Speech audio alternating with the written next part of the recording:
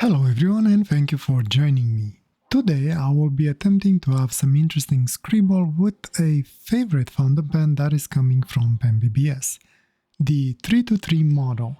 I had 3 of them in my collection, one was gifted and the other 2 you see right now in front of you. One of the cool things about the 323 model is that it comes in a metal and acrylic version.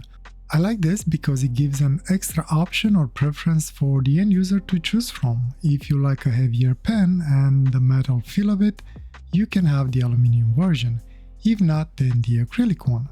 And if you like colors, the acrylic version fits the bill. Not so much nowadays, unfortunately, because a lot of the acrylic versions are not available anymore, especially the ones that were the most colorful and most popular, which is a pity. Design-wise, both versions are very similar, but you cannot really interchange the parts. There are small differences between them, especially on the thread patterns and their placement.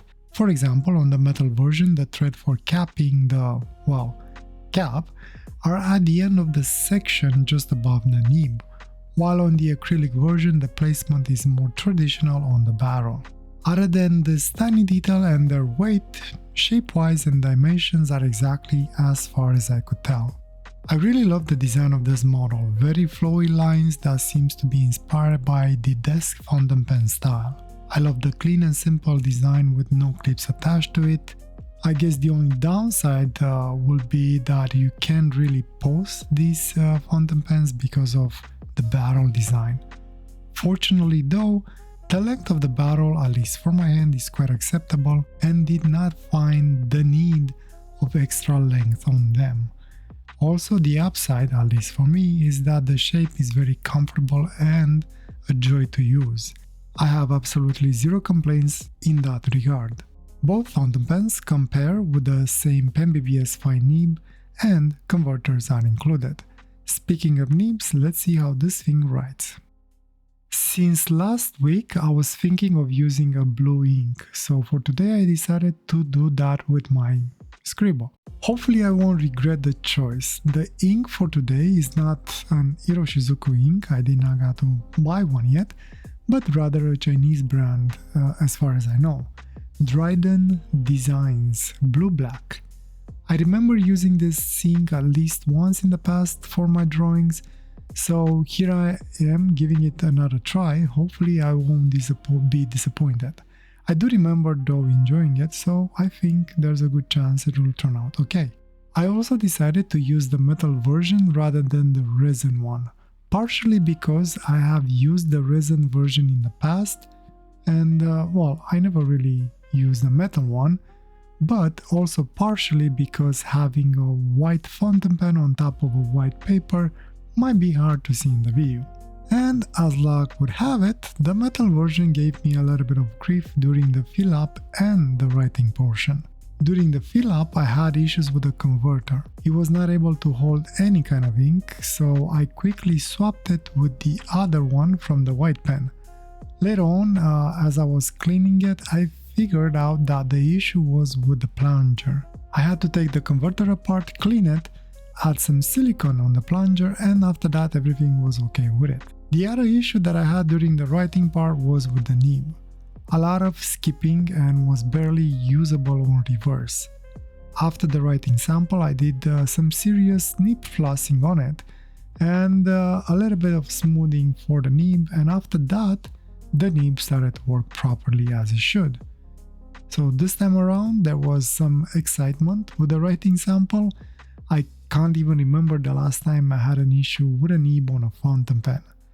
Anyway, I guess this proves that any nib manufacturer will eventually have a dud somewhere somehow, and no one is safe from it. And with that adventure aside, let's dive in on Scribble to see how the specific fountain pen will fare on a longer run. So, the Scribble for today. It kind of felt like I've reached a little bit at a new level scribbling with a fountain pen. Again, it felt like, doesn't mean I did. It took me about 3 attempts to get there, but again, I think I did it. The first try ended in me ripping the paper because of a little bit of frustration build up. I had no idea what it was going and I did not like it. And with this occasion, I also found out that this paper is pretty darn tough. It put a little bit of a fight when I tried to rip it and even gave me a little bit of a paper cut. That was a surprise. The second attempt was sort of going what I wanted, but somehow I was not happy with the proportions and I was not sure how to finish the top of it. You get to see glimpses of the second try on the other side of the paper that I'm working, as I get to turn it from time to time to check and see if by any chance the nib got to push through the paper. Surprisingly, it did not. And finally, the third attempt started to go my way and I was happy with the overall shape and just dived into building values and manipulating the overall shape into something that I liked and enjoyed. I also really like this ink as well. As I remember, it was pretty good, but I guess I kind of forgot about it. It allowed me to build a lot of layers on top of each other, and actually I had a pretty good range of values that I could use. Truth to be told though, the hero of the night was the paper. I honestly thought in a few parts I actually ripped the page by how it was feeling under the nib. But no, turning the page revealed no kind of hole in it. And after moving in a different area and then coming back after allowing for the ink to slowly dry on the page, it would allow me to add even more layers. I love it. Definitely my favorite paper for ink drawing. And I think I have said this multiple times over my videos so far. So I do apologize for repeating myself too much.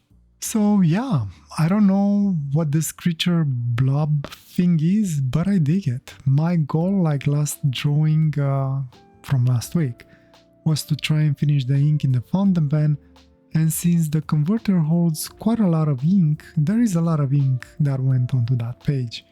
I mean, I did wasted some on the other 2 tries, but not as much as I did on my final one. I did, however, not manage to finish the ink. I think I still have like 2 drops in the converter.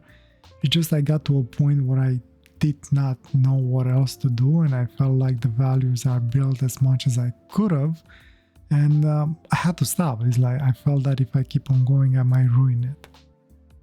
And this, I guess, brings me nicely to the fountain pen. Simply put, I love it. I had a little bit of a rocky start with it because of the converter and the nib that, well, misbehaved.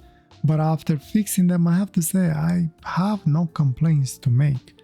The other version, the acrylic one, never had any issues with it. And also the one that I gifted was the same, or at least that's what I've been told. So I was a little bit surprised to see this one misbehave. I hope it's just a freak fluke and very few of them have the issues that I have. I have to say though that after fixing the nib, I really loved how it put lines on the page. We'll definitely be using it again in the future. So in conclusion, another week where I managed to get an interesting scribble with a fountain pen that I do enjoy it in the end. I can definitely recommend it with a small warning that some might have similar issues that I did. And deep down inside, though, I hope it's just mine, even though probably it's not. It's a great comfortable fountain pen, however, and I'm happy for having it in my collection. And I guess with that said, I will stop talking. I'm pretty much out of things to say. I'm not sure what else to say. And I'll let you enjoy the rest of the timeline in peace and quiet. As usual, if you have any other comments or questions, leave them below and I will reply to them as soon as I get a chance. And if by any chance you have topics for me to suggest on what to talk about when I'm out of things to say, don't be afraid to leave them in the comments below either. Wish you all the best and a wonderful day or night, wherever you are. Take care. Bye!